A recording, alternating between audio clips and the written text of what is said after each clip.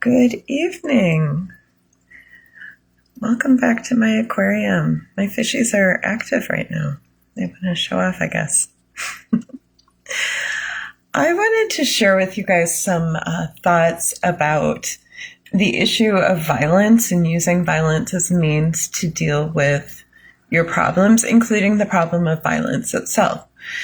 So, when I was in Portland, working on the street with unhoused people, we were holding parties, essentially outdoor parties for unhoused people near Skidmore Fountain in Portland, Oregon, right near right outside downtown, right near basically an open air drug market under a bridge near a metro transit station. So, to give you the context for where we were working.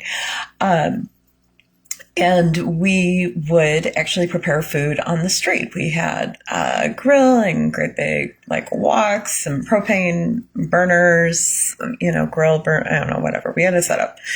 And of course, it was a big thing, so we required volunteers. And shockingly, not everybody, all the house people and the churches and stuff were lining up to go do this.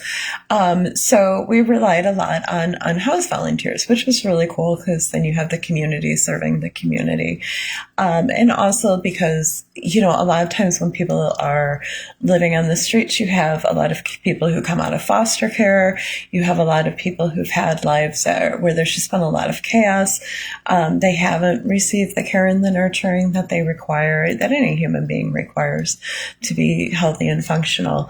And so part of what we were doing was providing just some of that basic care, relationships, things like having to get along with people, learning that if you poke your brother one more time, he's going to clock you, just life stuff. So one of the things that we did was with the volunteers, the people who were most prone to violence, not at our site, but kind of historically, we put them in the kitchen. For a few reasons. Kitchen, if you've ever worked in food service, kitchen staff are the people who don't want to deal with people, right? These are not really the friendly people by and large. These are the people who would give you your food with a big fuck you if they could. That's why they have waiters and waitresses who will be nice to you serving it. So first of all, that's just kind of the way it goes. But second of all, also, it was part of the whole thing of helping people learn to relate with other people differently. One of our rules was you had to say yes. If somebody asked something and it was feasible, you couldn't be like, that's not the rules. That's, obviously there were boundaries and, there were times to say no.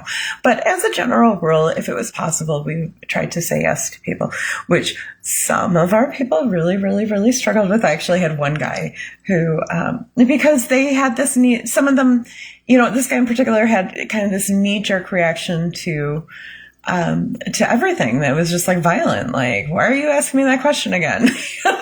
Didn't you hear me say no? What's wrong with you? And by having people in the kitchen, it was kind of like a contained environment. It helped people because a lot of times people who are like that feel unsafe around other people. That's why they're so reactively defensive. So it gave them a little kind of containment. And also there's a table between them and the person who it might be their first instinct to punch. People who were not ready for the kitchen, what Linda would actually do with them. I'm telling you, that woman, she is an empathetic genius. She would put together trays of donuts and go with them and be like, come on, let's go give donuts. And they go give them to junkies half passed out by out there by the train station and whoever else is around, and go and talk to people. And sometimes the guys would be like, normally I'd punch that dude, but that was pretty cool. He actually thanked me. Everybody's having different life experiences, right? But there was one guy in particular who he volunteered in the kitchen. I think mostly because he liked being around me and some of the other people who were working there. But then he came to me and he was like, I can't do it. I can't do it. And this same man, he was a big man too. It was interesting because he was probably 6'3" or so and pretty well built and not buff or something, but a good solid sized man. And he felt himself under so much, like he had a story at least a couple times a week about something that happened. Somebody had done something insane, something terrible to someone he loved or had tried to do it to him. And he had to use violence because of this situation he was in. And I'm like, and he always very much was regretful about this. Like, he didn't want to be violent. But when you're in these kinds of situations, what are you supposed to do? You have to, like it's like necessary was essentially the way he viewed it. Because to not do that means leaving yourself vulnerable to violent people. And of course, he had to establish dominance. I'm the big guy in charge, right? And so that was the cycle that he had himself in. And I said to him, so what you're saying to me is that if somebody else makes a decision to do something, certain things, then they are at the same time taking away your power to not be violent. So like they're deciding for you that you have no option except for to be violent. So even if you're winning all the fights, you're still engaged in violence you don't want to be engaged in because of the behavior of other people. So who's really pulling strings here, right? Well, you need to go think about that. And hopefully he has gone and thought about it. But, that is exactly how it works. That is, it's like Jesus said, Jesus didn't say this, but, an eye for an eye and soon the whole world is blind. If somebody's violence, like if your only tool is a hammer, everybody has hammers and we're just walking around clunking each other in the head with hammers. He hit me, now I have to hit him kind of thing. Like, so that we just live in a world where everybody's being hit in the head with hammers, even though we don't really want to live in the world where everybody's being hit with hammers. And that's one of the problems I think that happens when we come to believe that some very easily accessible, in the short term, seemingly effective tool that's available to us, that's the tool to use, and we just use it for everything. Whereas if we said to ourselves, I am going, yes, I just got hit in the head with a hammer, but I'm going to respond to it a little bit differently. Maybe I'm going to get myself to safety. Maybe I'll let myself heal so I can make some decisions without the brain, without a concussion all the time. Maybe I will figure out how to approach, take that person's hammer away from them. Maybe we could hide it. Or, you can start coming up with different options, which to me is really what the practice of nonviolence is about. It's about saying, okay, yes, I could, if our rules are simply, I'm in danger. If I need to defend myself using force, then I have a right to defend myself using force. If I then say, every time that I am in danger and I would have the right to defend myself using force, I will therefore then use violence to defend myself.